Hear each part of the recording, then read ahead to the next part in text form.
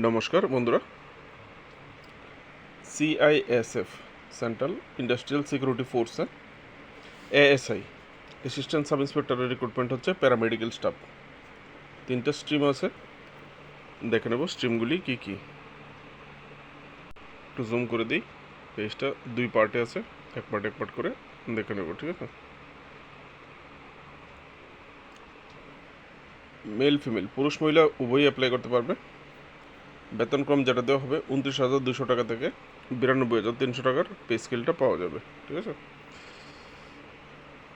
Paramedical staff, আর এখানে বলা হয়েছে 3টা স্ট্রিম আছে, যে কোনো একটা স্ট্রিম বা একটা পোস্টের জন্য অ্যাপ্লাই করতে পারবে, 3টা পোস্টের জন্য অ্যাপ্লাই করতে পারবে না, ঠিক আছে।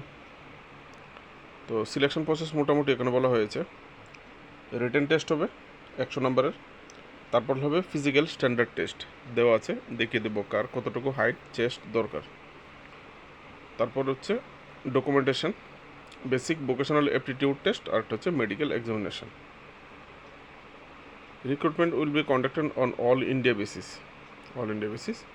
প্রত্যেকটা স্টেজের জন্য অ্যাডমিট কার্ড ইস্যু করা হবে, তো সবটাই এই ওয়েবসাইটে আসবে, ঠিক আছে। কোনো বাই পোস্টে কোনো অ্যাডমিট কার্ড পাঠাবে না বলে দেওয়া হয়েছে। এই হচ্ছে ভ্যাকেন্সি ডিটেল, যে 3টা stream: ASI pharmacist, ASI X ray technician, ASI lab technician.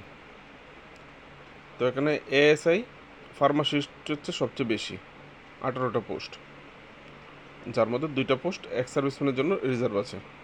তারপর এক্স রে টেকনিশিয়ান একটা পোস্ট আনরিজার্ভ, যে কোনো ক্যাটাগরি অ্যাপ্লাই করতে পারো। আর হচ্ছে ল্যাব টেকনিশিয়ান হচ্ছে 4টা পোস্ট আনরিজার্ভ, একটা পোস্ট ওবিসিদের জন্য রিজার্ভ, ঠিক আছে।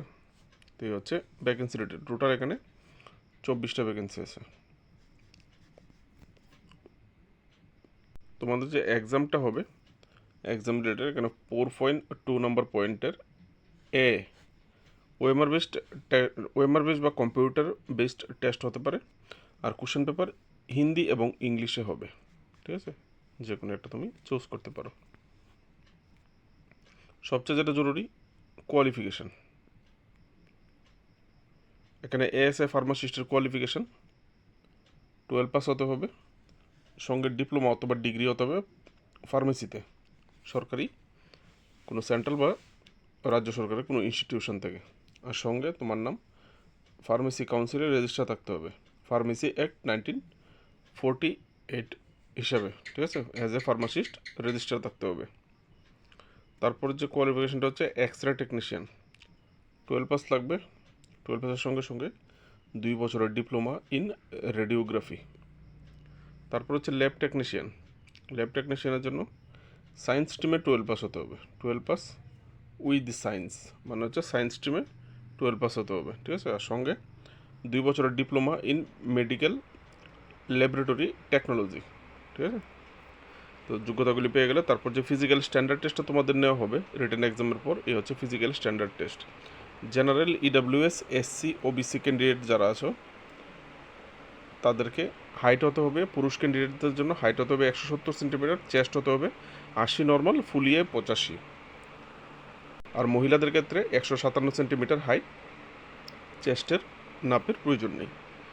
এখানে স্পেসিফিক দুটো জায়গা দেওয়া আছে, যারা এই অঞ্চলের বসবাসরত তাদের 165 সেন্টিমিটার হাইট, আর চেস্ট 80-85, মহিলা হলে 155 সেন্টিমিটার। এই কলামটাও সেম, এখানে যারা বসবাস করে তাদের জন্য এই মেজারমেন্টটাই, ঠিক আছে। আর এখানে all candidate belong to schedule type. এবার তুমি ভারতের যেখানেরই হয়ে থাকো না কেন, যদি তুমি এসটি ক্যান্ডিডেট হয়ে থাকো তাহলে 162.5 সেন্টিমিটার, আর চেস্ট হচ্ছে 77 নর্মাল, ফুলিয়ে 82, মহিলা হলে 154 সেন্টিমিটার, ঠিক আছে। চেস্টের নাপের প্রয়োজন নেই।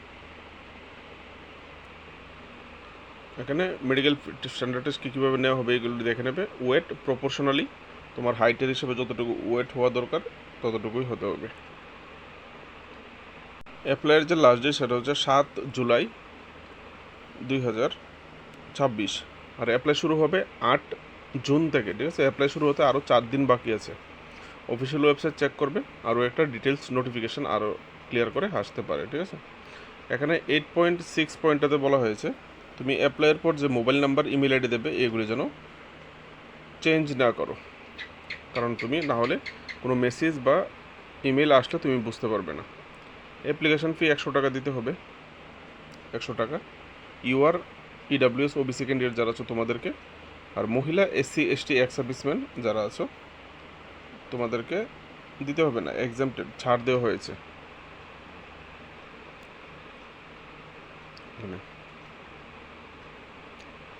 আর অ্যাপ্লিকেশন ফি যেটা তোমরা এখানে নেট ব্যাঙ্কিং ইউজ করেও দিতে পারবে, অফলাইনেও দিতে পারবে, ঠিক আছে।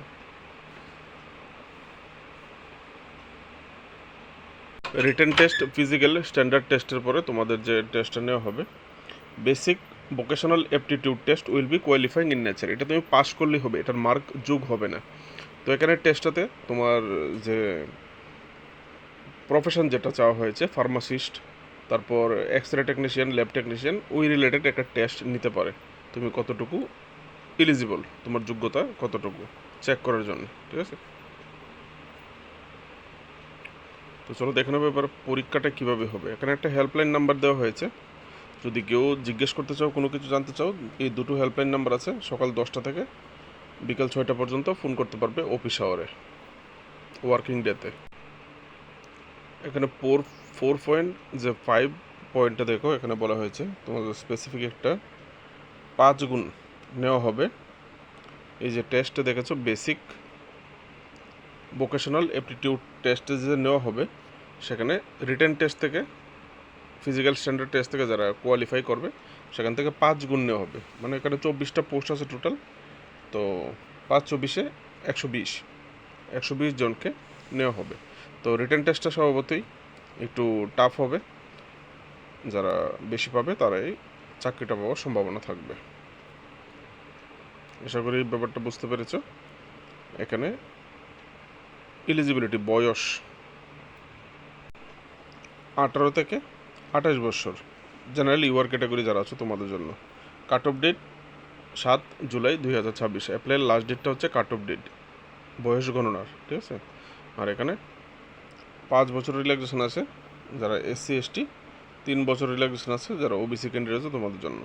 এছাড়া যারা ডিপার্টমেন্টাল ক্যান্ডিডেট, সিআইএসএফে কোনোভাবে কোথাও চাকরি করছো, ডিপার্টমেন্টাল ক্যান্ডিডেট, ঠিক আছে, ডিপার্টমেন্টাল ক্যান্ডিডেট গ্রুপ ডি থাকতে পারে, নানা রকম থাকতে পারে, তারা যদি অ্যাপ্লাই করে, বা গ্রুপ সি থাকতে পারে, সিআইএসএফে চাকরি করছে আপাতত, এরকম থাকতে পারে। তো তাদের জন্য ডিপার্টমেন্টাল 40 বছর, general UR OBC category, SC ST departmental candidate যারা আছে 45 বছর, এরকম করে এখানে দেওয়া আছে, দেখে নেবে। How to apply,